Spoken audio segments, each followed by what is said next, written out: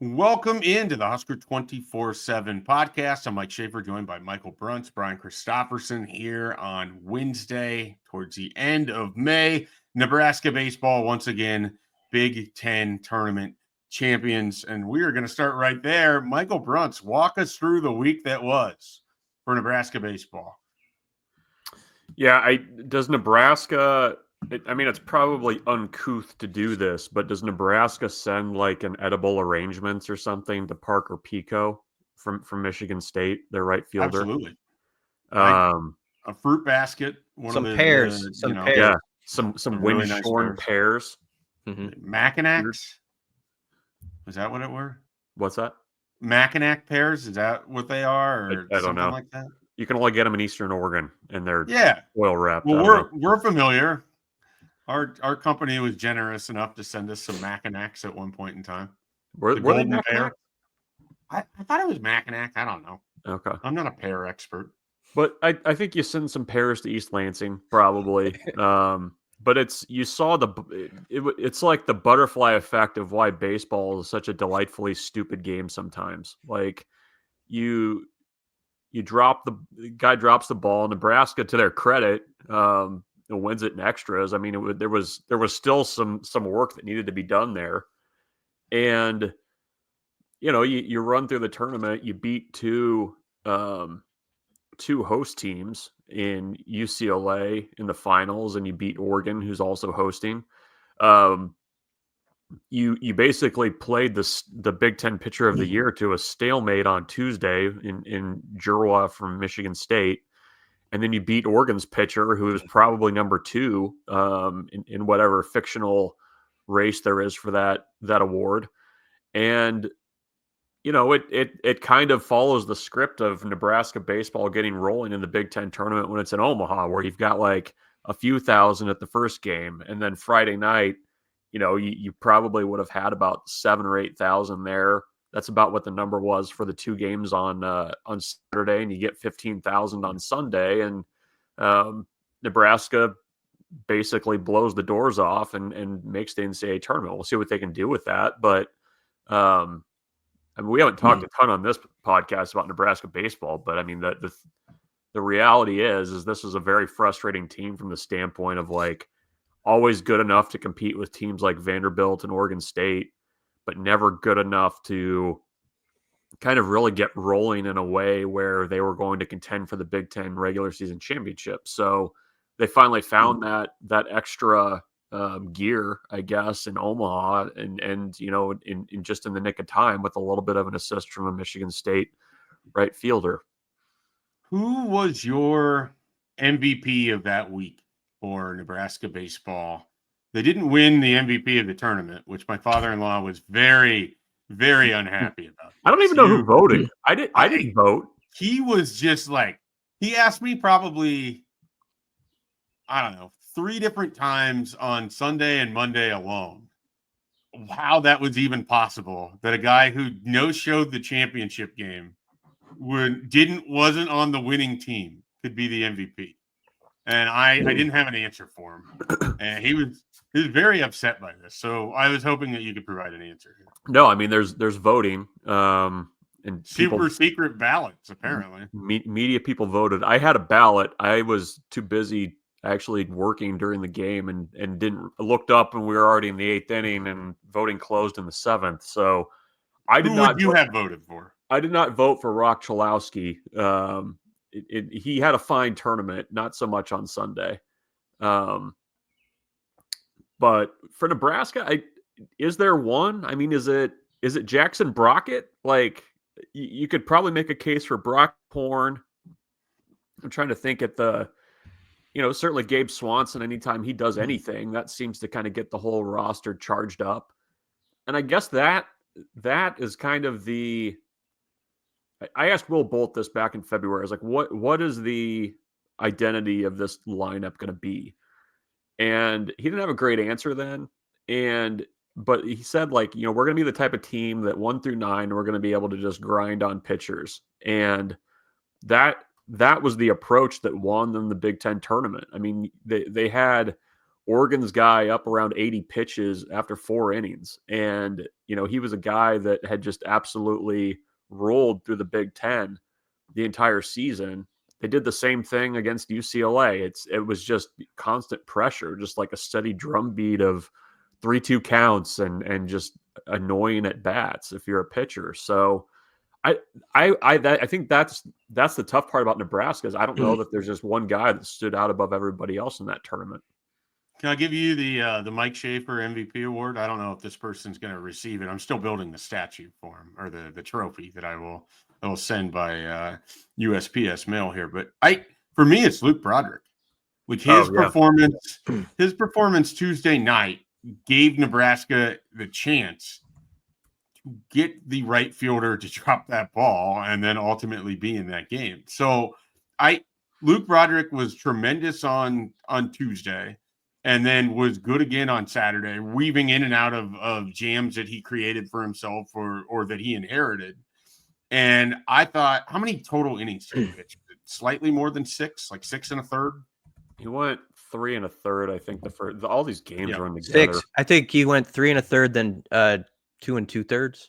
Okay, yeah, so then he had 64 on Saturday. Yeah, I just don't think there's any way that Tuesday happens with the right fielder if you don't have Luke Broderick in there shutting everything down. And I don't believe in anyone really that much out of Nebraska's bullpen to begin with. So it was kind of going to have to be Luke Broderick to go 3 1/3 innings.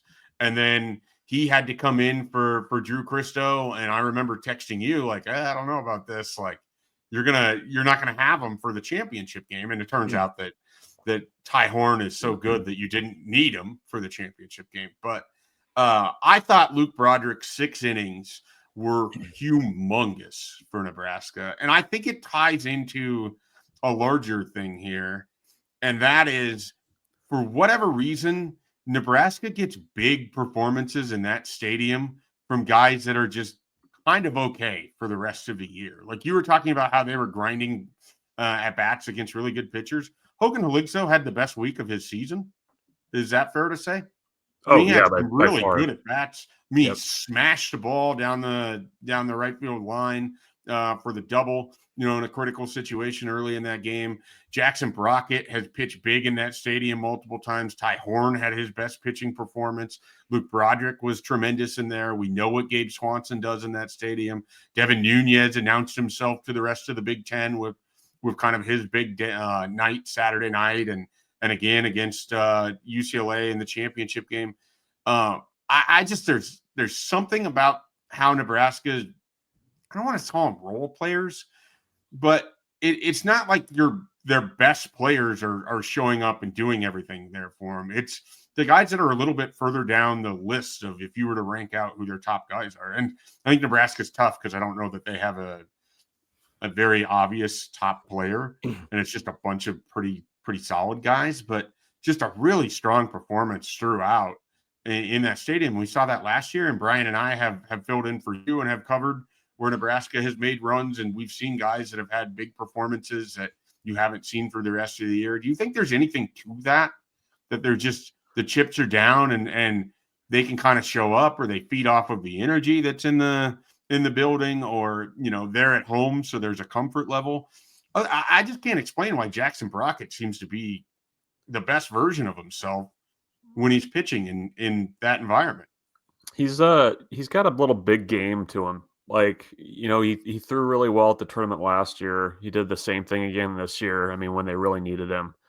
I mean, you have to remember too, like this year's kind of run through the tournament is so much different than last year's when you consider Nebraska within the tournament lost their starting third baseman to an ankle injury and had to basically plug in Rhett Stokes, who hadn't played much at all this year. He comes in with a big hit on Sunday against UCLA. Yep. You have Robbie Bolin, who's kind of been a spark plug for you. Grab his hamstring after running down that ball against UCLA. You're putting Max Butenbach in there, who has had an extended illness for like a month, lost 10 pounds, still doesn't look right, but, we need you to go in there and play some right field against the team that can really slug. Ty Stone didn't play the entire week because of that wrist injury from getting hit against Michigan. Just kind of up and down the line. Like it was getting, the depth was getting a little bit precarious. And even the guys that you had in the lineup, you've asked a ton out of. I mean, like Riley Silva had a fantastic tournament. And I think by Sunday I was just kind of running on fumes. I mean, the feeling from just watching guys celebrate on Sunday after that win against UCLA, it was like everybody finally exhaled. Like it was just a very like white knuckle kind of run through that tournament, especially having to win 2 on Saturday. And I think your point about, this is not a team that has a bunch of alpha guys on it. Gabe Swanson was supposed to be that guy, and he has been in very small doses this year, but not the type that they thought. They don't, they lose McConaughey, their preseason third-team All-American, the third week of the season. You don't have him.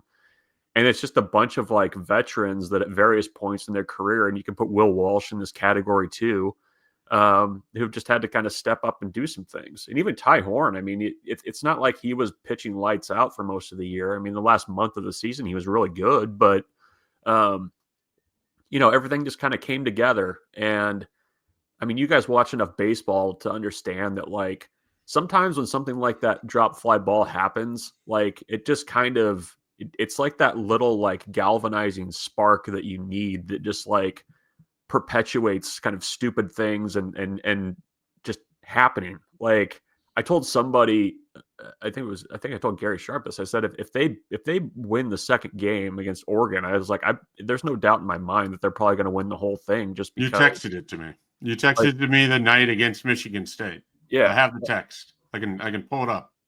It just felt like one of those things where it's like this has the potential to get on a roll. And there were enough guys on that roster too that had been on the roster last season when they went on that run that I don't think there was much pressure felt of having their backs against the wall. I mean, in some ways this kind of thrives on that. And they won how many Big Ten series this year by having to win on Saturday and Sunday. Like that's not a typical way to win series. And it's, kind of a scary way to have to do it too, to be so fine on Saturday and Sunday. BT, what stood out to you when you're kind of watching this whole thing unfold? Because you were also on softball duty, so you're kind of jumping back and forth. Yeah. I had a similar feeling to Bronze when the fly ball was dropped. I guess I'll take more of a big picture view.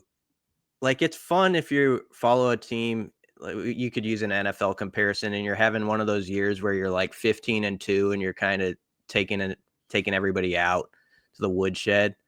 But just as satisfying, and I think that's what happened this last week, is when you have that like 10-7 type of team that wins a wild card game and kind of like you didn't expect it, and you get that thrill. You're not going to win. We'll see. But you're not going to win the championship or whatever, but you have such satisfaction like, hey, they maxed out. They got to where I hoped they would at the beginning of the year, even though there were all these potholes along the way. And so I just thought it was, I mean, I think last week's tournament, I covered last year's pretty closely. Yep. But last week's tournament is one that people will remember, like if you're having a pop before a game 15 years from now because of the fly ball and then what they did with it. But it was such a strange thing to like have for 5 seconds, like the season's over, there's the 27th out. You think that it's done.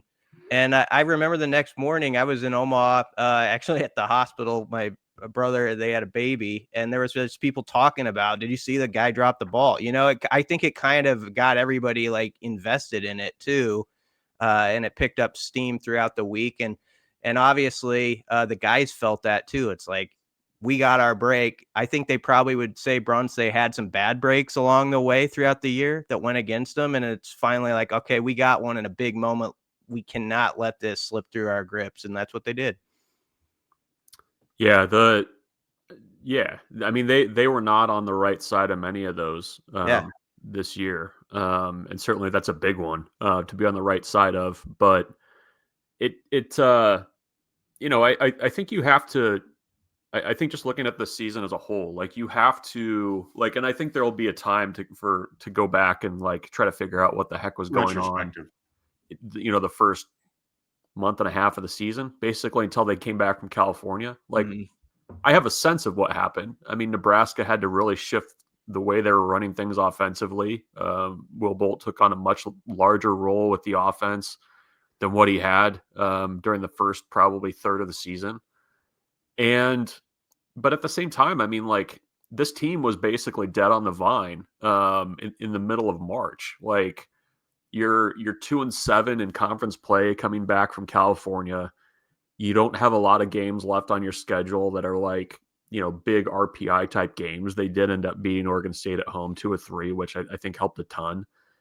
But again, you just never had, you just kept turning the key, hoping that things would finally, the engine would start and you'd be able to go. And it just never happened for this group. And I think you do have to give credit to the coaching staff for the coaching job they did. I mean, I think it would have been very easy. And I think I told you guys this at times early in the year. It started to feel a little bit like that 2022 season where it was just a bad year. And they got it turned around. I think it's a credit to the coaching staff and the veteran players on this team that they were able to do that because, I mean, it was looking pretty bleak after that California trip. I mean, that's putting it very mildly with the direction things were going, and they were able to get it turned around. Do you think it's and you did say it's a credit to the coaching staff, so I was about to ask something along a similar lines, but one of the things that stood out about this team all year is that they kind of would perpetually dig a hole and then have to dig themselves out of the hole. And then would say like 30% of the time they got all the way out of the hole, and the other 70% of the time they got all the way back, popped their head out of the hole, and then got hit by someone else's shovel and fell back into the hole. Do you think that's just kind of their mentality of their ability to continue to just put one foot in front of the other to help them out in this tournament? I mean, they were down. What was their deficit against Michigan State? I mean, when they were down, like, what was the high point of that? The only time they trailed in the tournament. Let me look. When they're down 5-2 at one point, but yeah, they were down at least 3 runs. Yeah, and we saw this. When I covered that game against Creighton, they fell down, and then they were able to battle all the way back, and then they had a chance to tie it up in the 9th inning. And Will Bolt basically said, like, that's who this team is. They're going to scrap and claw as long as there's an out left on the sheet. The expectation for this group is they're going to find anything that they can do to go get back in position to tie or to win. And I don't know if there's something to that kind of mentality, but I have to imagine it served them pretty well that even when you're the 8 seed in this tournament, and even when you're down 5-2 against Michigan State, or you're down in the 9th inning or whatever it is, they kind of had a lot of experience to draw back. I mean, one of the things about constantly trailing throughout this season is that they put themselves in position to know what it feels like to kind of turn that thing and to steal some of those wins. And they also know what it felt like to not finish the job. Yeah, no, I mean, I think that's maybe a reflection of the veteran nature of the team. Like, I mean, these guys have been through a lot of baseball in Nebraska before. I think it's probably just, that's the tone that they kind of set, that Will Bolt sets. I mean, he's been that type of player and coach his entire career. Rob Childress is certainly one of the more competitive people I think I've ever covered, to put it mildly.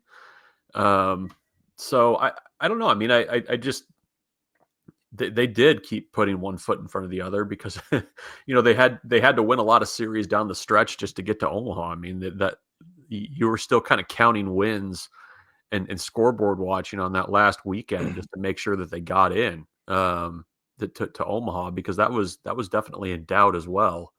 And they had to win some tough games on Sundays to do that. And that it's not easy to win on Sundays. It's usually one of those where it's like you're hoping your guy gives you 4, you're hoping you score enough runs, and the other team screws it up. I mean, it really was a very slow crawl just to get to Omaha and then to put it together once they got there.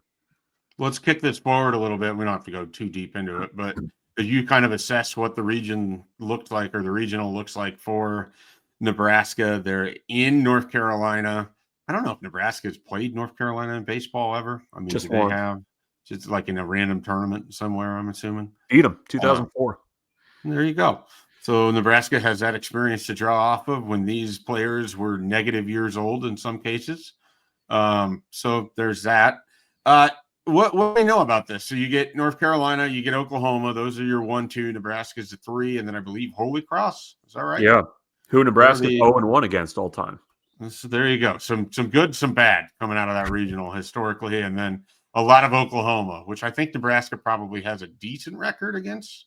I don't recall OU baseball being particularly good when Nebraska was in the Big 12 and in their heyday of their run.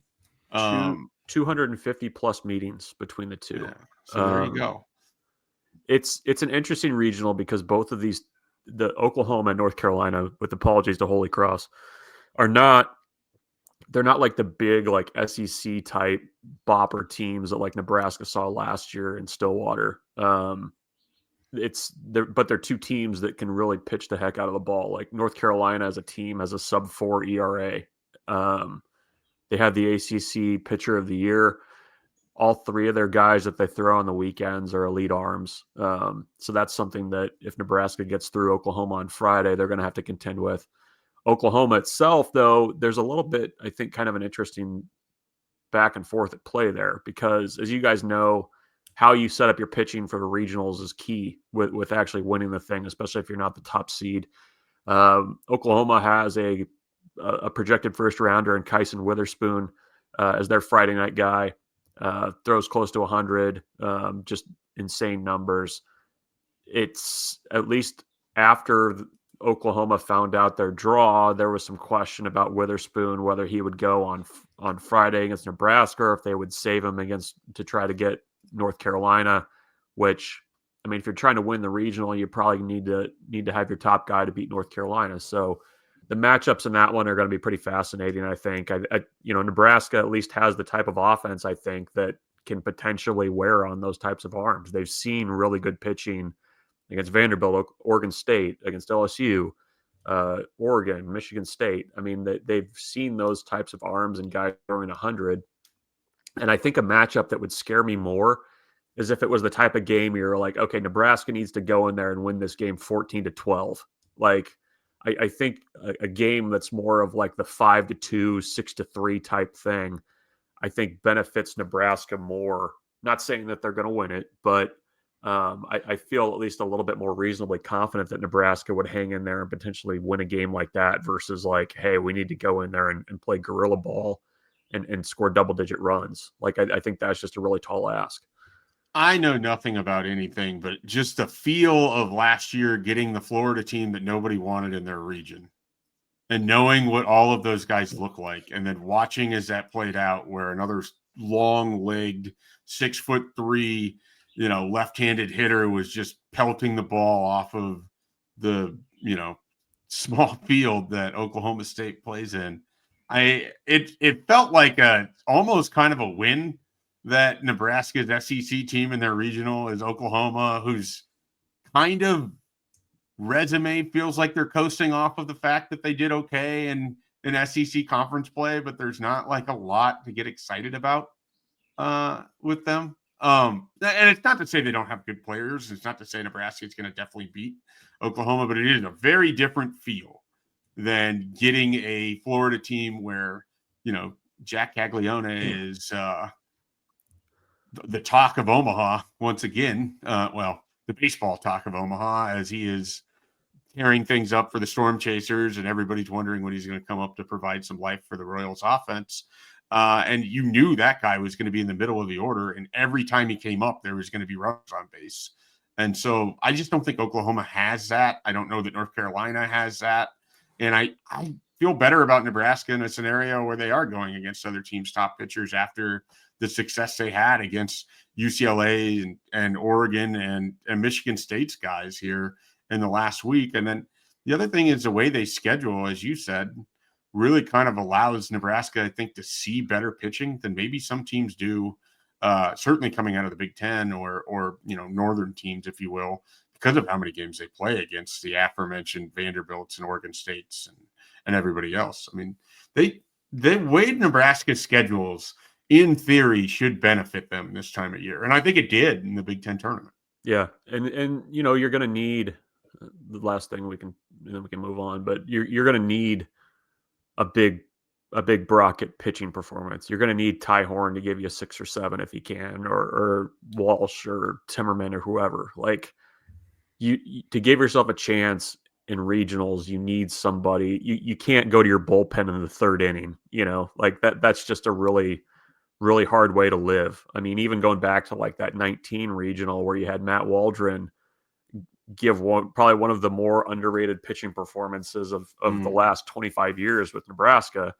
You need something like that to give you a chance in a regional like this. So we'll see if Nebraska's pitchers are up to the task once again.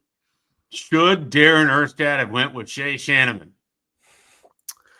Well, I mean, you could make the argument that you could have mixed a slider in there with Gomez, but that's neither here. That's been litigated. That one's done. Yep. Putting that one to bed. That's any final thoughts, anybody with Nebraska baseball here before we move on? Well, I'll have a podcast later this week where I'm efforting a guest. But yeah, we'll talk a lot of baseball over the next couple of days here. 4 p.m. Friday, be there. Central. All right. Is it ESPN Plus or is it on an actual ESPN affiliated partner or? It's on the Plus. It's on the Plus. All right. So that's where the people can find it. BC, you had an idea that you kind of wanted to get into. Nebraska teams that staved off pure defeat with sort of, unlikely comebacks, if you will, that maybe propelled them. Do you kind of want to explain that better than I just stepped all over it right there? No, you did it pretty well. I mean, I don't know if there's a comparable one to last Tuesday where for 5 seconds, the whole season seems over. I mean, obviously they would have played the one more game, but it wouldn't have mattered. But there are examples of Husker, and we're not just talking baseball now, any sport where you could probably think of some times when it felt like they were dead and then they rose from the dead. I mean, the example I always go to is probably Levante David taking the ball away, just like that's my football from Ohio State in 2011, and it was 27-6, and that game felt like Nebraska was going to lose by 4 touchdowns, and to this day, I'm convinced they might have. Obviously, there was the QB injury, but it needed a spark like that, where it was like suddenly like, oh, they got the ball, then Taylor Martinez runs it in for a touchdown. It's like, oh, anything could happen. So that's like a football example that comes to mind that sparked that season for a little bit too. But I don't know. What do you got? Here's an offbeat one for you. 2012 Nebraska, the Tariq Allen comeback catch against Northwestern that allowed that run to continue eventually be massacred by Wisconsin. But that was that like one of those like steady drumbeat type pieces of the schedule where, because in that season they won 29-28 at Northwestern. They beat Michigan at home. They go and win at Michigan State. Penn State an all-timer. Minnesota at home easily, and then they go on the road and beat Iowa, and that whole stretch almost just got stopped before it started because they couldn't get past Northwestern, but they did. So Tariq Allen saving Nebraska's bacon in 2012. Was that the Bo guaranteed that Nebraska was going to like win out year? That was the week. That was the week after they got their asses kicked by Ohio State. Yeah, in prime time. Yeah, that's a great one to pick. That was also the game where I realized like Quincy Enunwa could be like a next level player for a while at least. He went up and got like a couple big catches when they were trying to come back. But I feel like Nebraska football then paid a price for all those close wins for like the next decade. Well, that stretch.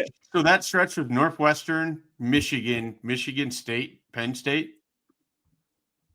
right? It was. Like Yeah. those 4 games in a row. Like Yeah. every one of those games has a very, I can see it in my mind, memorable play in all of them, including, and I don't know if this game never gets talked about. Nebraska plays Penn State this year. That 2012 Nebraska Penn State game, there was like the failed quarterback sneak where like Matt McGloin doesn't get into the end zone or does get into the end zone and it's not called a touchdown. And I think it's called a fumble or something like that.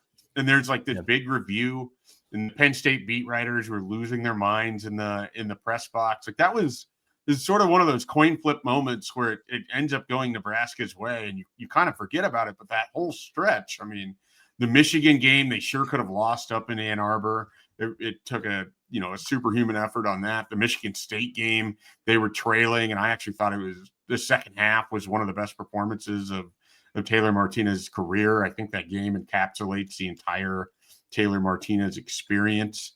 That's a really good example. Tariq Allen. Was that post ACL tear, Tariq Allen, or pre ACL tear? I think that was pre Tariq Allen. There were some pretty excited people about Tariq Allen and then that ACL tear, and I don't think he was really ever close to the same after that. Do you got one, Schaefer? I'm trying to think from the like 2013-14 basketball season if there was like a particular comeback win in there. I mentioned to you off air when you brought this up, the first one basketball that came to mind, and I don't know, it's tough to use because I think they cleared the bar pretty easily for the 2023-24 season in terms of qualifying for the tournament, but they had that big comeback win against Wisconsin at home where AJ Storrs is just like shoving their face in it a little bit. And then all of a sudden, Wisconsin just didn't score for long stretches of time. Nebraska's able to come back there, gave them a second, I think, top 10 win at home that season because they had beaten Purdue maybe 2-3 weeks earlier. So that kind of comes to mind. CJ Wilcher went on a heater too. Yeah. In that one. Yeah.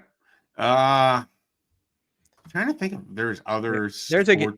I think you brought it up. The 09 game against Missouri felt like Nebraska was doing nothing on offense, and then it just like completely changed. And obviously, if you wanted one that kind of compares from a championship team, you would think Missouri in 97. I mean, where the ball for 2 to 3 seconds in your head, it's like, oh, that's incomplete, and that's that. That would have obviously blown up a championship march, and so that one definitely qualifies too, probably.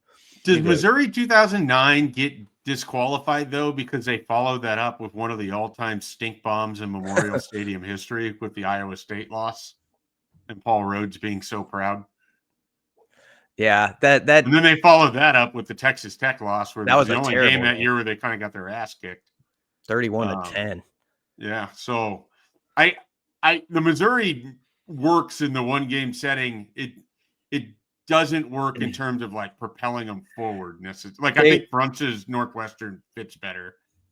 To defend it though, they would not have won the division that year without it, and that allowed the whole Sioux thing to take off then in the Big 12 championship. So it did put that on a tee, and we would have had that had they not come back in Columbia. That's fair. My apologies going back to that Northwestern 2012 game. It was actually Ben Cotton that had the go-ahead touchdown. I believe Tariq Allen had a big catch though. He did. He had a short touchdown. Taylor Martinez 342 yards passing, 3 touchdowns in that game. Doing it through the air.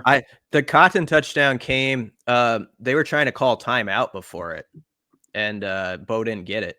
Yeah, it was like 3rd down or something, 3rd and goal. But Tariq's catch was legit. That was a good catch. It was a good game. I got denied a press credential because the press box is apparently small at Ryan Field, or was at that time. And so I was already going out to Chicago, and I managed to get $10 tickets like 5 minutes before the game. So, those are my memories associated with 2012 Nebraska Northwestern. Any other games that you can think of? Was there anything that would have been in wasn't one of the Colorado games, like 97 Colorado, wasn't that kind of a toss-up affair? Or am I thinking of the year before or the year after? They had a weird stretch of Colorado games in there. 99 is a good example where Colorado missed a 33-yard field goal by like a whisker. Some Colorado fans still claim it was inside at the end of regulation. It was after Nebraska blew like a 27-3 lead, and Huskers win in overtime, and because of it, they still finished number 2 in the country, but it was the last big last conference championship, 99, in Solch's second year. Haven't won one since. Do you before we jump over, we want to talk about some recruiting here, but before we do that, BC, I would be interested in just your thoughts on, you were kind of watching softball here, through the last week or two, and certainly we've been paying attention all year with what Jordy Ball has been doing. But what was kind of your takeaway of Nebraska, Tennessee, and the Super Regional, and unfortunately Nebraska running up against Carlin Pickens there? Yeah, Carlin Pickens was the story. I mean, Jordy pitched just like you hope she would. In the final game, basically it's decided by a ball that hits the top of the fence. At first they didn't even know it was a home run because it bounced back into the field of play, and the Tennessee gal actually got thrown out at third base.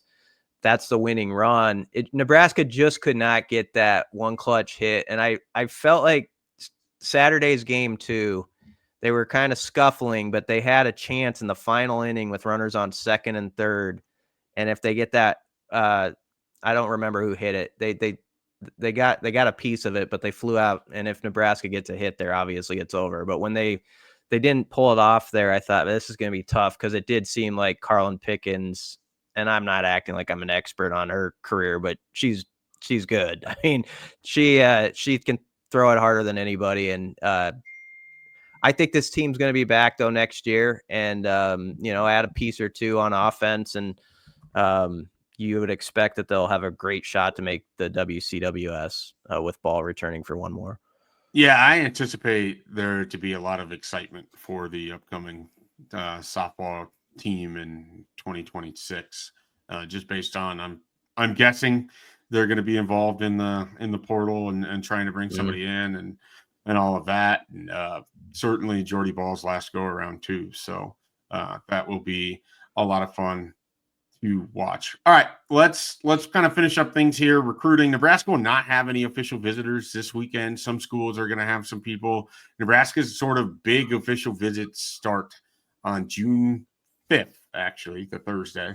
As Luke Sorensen had told me, that's when he's coming in, tight end target there. But the big thing coming up here in about 10 days, Nebraska will have an event that is unlike anything else that's happening in the college football landscape this offseason, as they're going to have a 7-on-7 tournament, which will happen everywhere this offseason, but cannot happen on college campuses the way that it's happening at Nebraska. And so it's sort of a unique thing here, the battle at the Boneyard.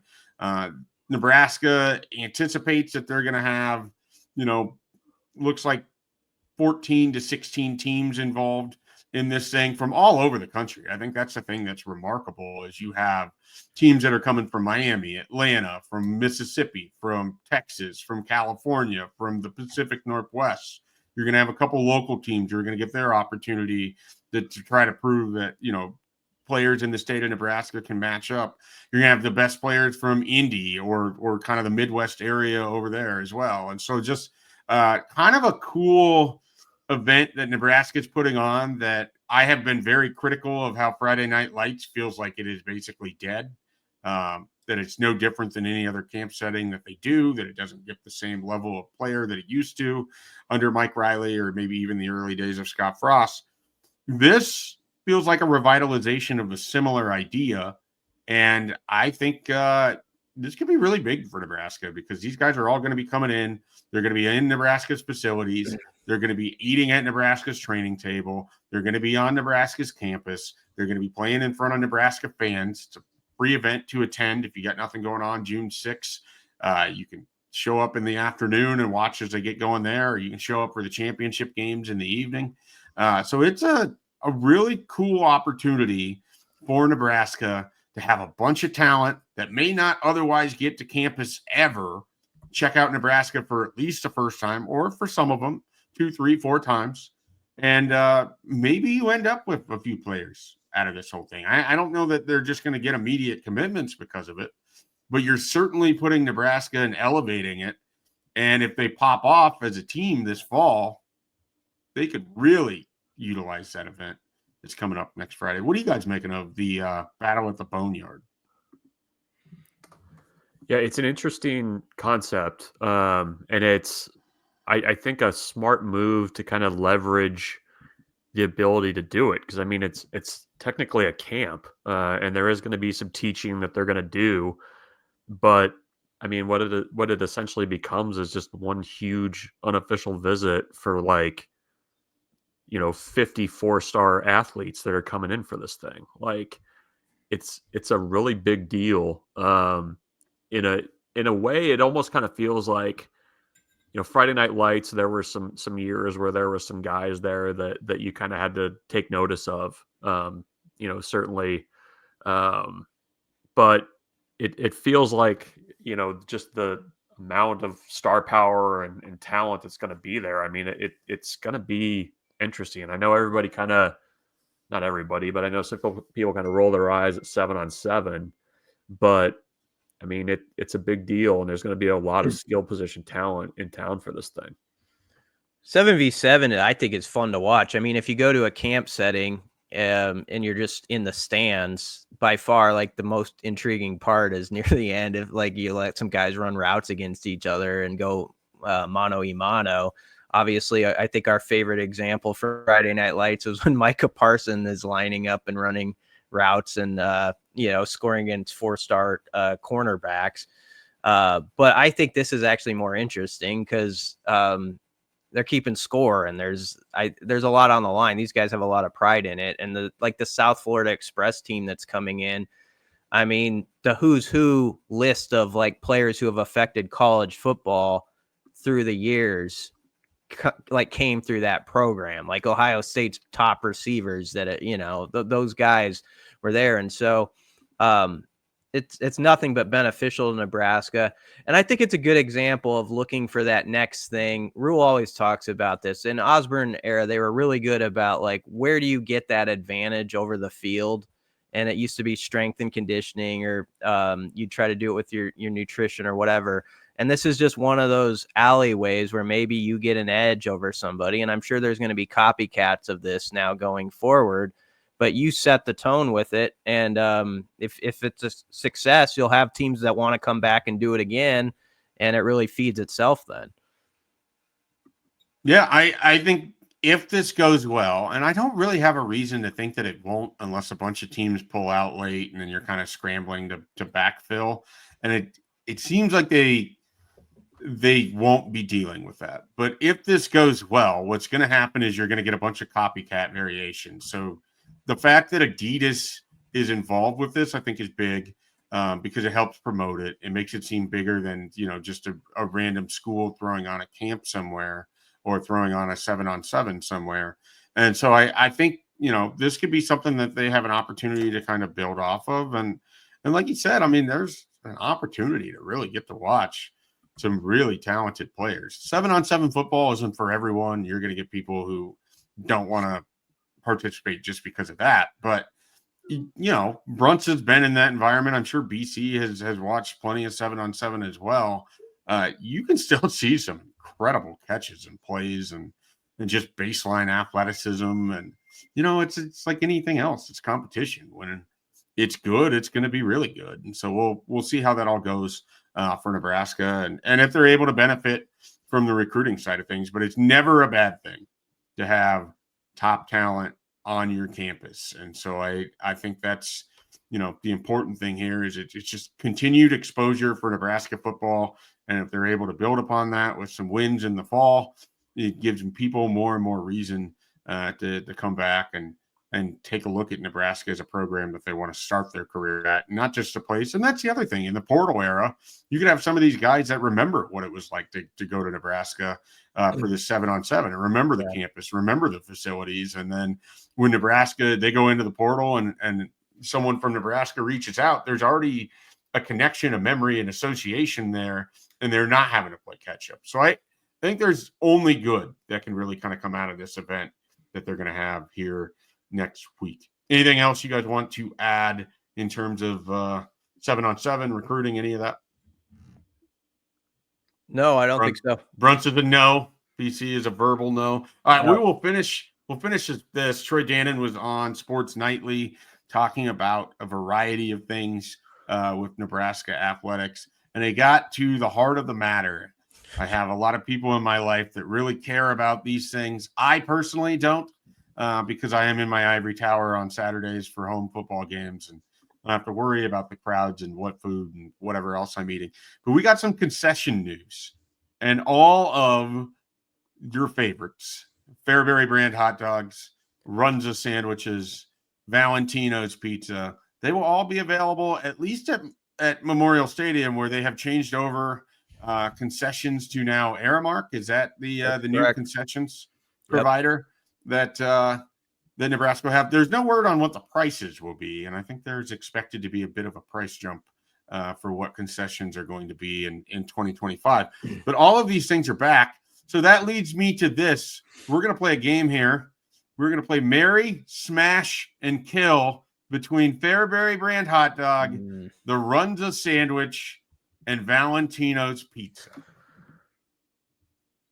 So you get to marry one, you get to smash one, which replaces another terminology that we won't have to dive into here, and you get to banish one forever. We're going to start with BC. Okay. I would marry Runza. That shouldn't surprise. I worked at Runza for like 2 to 3 years. Oh, yeah.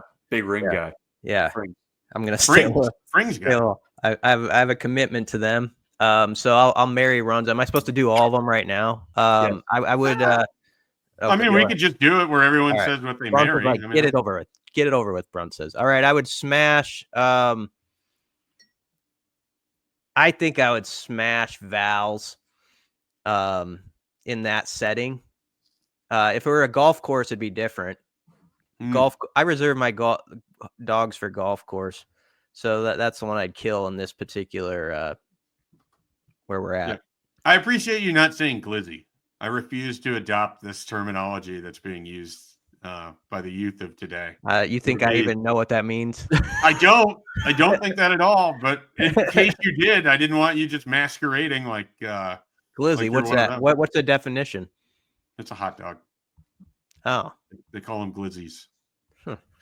And they, in this context, is youth and Josh Peterson. So, Brunch, where are you going? I'm just because I like pizza that much. This is not necessarily a full-throated. Wow, a qualifier. Yeah, I would probably marry Val's because bad pizza is still okay. I would say I would smash Runza and I would kill Fairbury. Oh, man, you guys are mean to Fairbury over here. Just not a Red Dogs guy, apparently. Well, that's okay, because I'll pick him up. I'm going to marry Fairbury. I'm going to marry Fairbury. Good luck with that. In my life forever. He's going to marry the whole town. No, I will. PC said this, and I think it's kind of the most accurate part of all of it. The pizza, like, I'm not a Val's pizza person either, but stadium pizza or in that stupid cardboard triangle thing is like the best version of Val's that you're going to get. And so Runts disagrees. Post-game Val's is the best. Okay, Val's but not everyone has access to post-game. I know. Val's. I'm up in the ivory tower. We get the great Val's. Yeah. Okay. All right. Well, if you're going to a Nebraska basketball game and you don't get to be in the ivory tower, sorry. Occasionally if I'm not going to, and I am, I'll have the red hot dogs, the Fairbury brand hot dogs most of the time if I'm eating at a basketball game. Sometimes I'll throw in the curveball of the Val's pizza, so it's going to get smashed. I don't have anything against Runza. Runzas are completely fine, but if I had to kill something here, unfortunately for me, it would be, or I should say, unfortunately for Runza, it'd be Runza. So I think you two had the exact same. Is that right? No. Or Brunt's married Val's, but only post-game Val's. No, I could. Baseball Val's is okay too. We get Val's over at the ballpark. I've only had one bad experience with baseball Val's, and it was like a slice of cheese pizza that was like new, like they basically cooked it on the sun, like that. It needed aloe. It was so bad. We are going to talk to somebody over at Nebraska Athletics, and we're going to do a live podcast of us just going through eating the concession foods and then ranking them. That seems like the kind of show that people would want in the off season. It's good June material, yeah. I feel like I kind of have a good idea already, though, right? Like, well, this could open your mind. What if they have new items? We got to see what Aramark's going to bust out. Yeah, maybe we can help promote their new items with this podcast, and you can experience new food. Can I get nachos in a plastic Husker helmet? I'd pay like $15 for that. How often in your life did you go to a baseball game and end up with a helmet where you're eating ice cream out of? Often. For me, it wasn't, I wouldn't say often, but at least like 5 times. And somehow the ice cream is always better eating it out of a helmet than any other form. Can't explain it. It is. I'm not an ice cream person to begin with, which is a shortcoming of mine, I'm sure, but it is so much better eating ice cream out of a helmet than it is eating it out of a dish or certainly a cone. Cones are the most overrated thing on the planet. Yeah, I mean, it was tough as a kid because you had to. It felt like it was a big ask to get the ice cream helmet. Like it was like the baseball version of like asking for like caviar. Like that's what it felt like. Isn't that Dippin' Dots? Isn't Dippin' Dots the ice cream caviar? It's still of the future, which we apparently have not gotten to yet. So it's still really expensive. Yeah, I never had Dippin' Dots. Jim Schaefer was never paying for me to eat Dippin' Dots. No, I would sometimes get the ice cream out of a helmet. More often, I was getting the malt with the wooden spoon. That was the way that I probably consumed more ice cream. Yeah, you want ice cream out of a Montreal Expos mini helmet? Go back to your country club. All right. Any final thoughts before we mercifully end here? No. No, we're done. I'm out of material. We've talked Nebraska baseball winning the Big Ten tournament. We've talked teams being propelled by eking by, and we talked some recruiting and of course concession food. So it's a pretty varied podcast for us. So great stuff there, and that represents the kind of work that we do at Husker247.com. Check it out, where we can cover just about everything, and with the great users and message board users we have who populate with their own topics, you never know. There are times where I pull my phone up and I go into that message board and I have no idea what topics are awaiting me there. So if you like random, we got it there for you at Husker247.com. So check that out. Michael Brunt says baseball podcast later this week.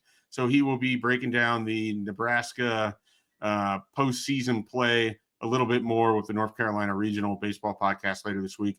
BC, I'm sure, will have plenty of stuff on the site as well. And there's going to be a lot of recruiting going on. We are about to June, which is the biggest month for recruiting now in the calendar. That could be a column. I should look into that. All right. So check out Husker247.com. For Michael Brutz, Brian Christopherson, I'm Mike Schaefer. We'll catch you next time.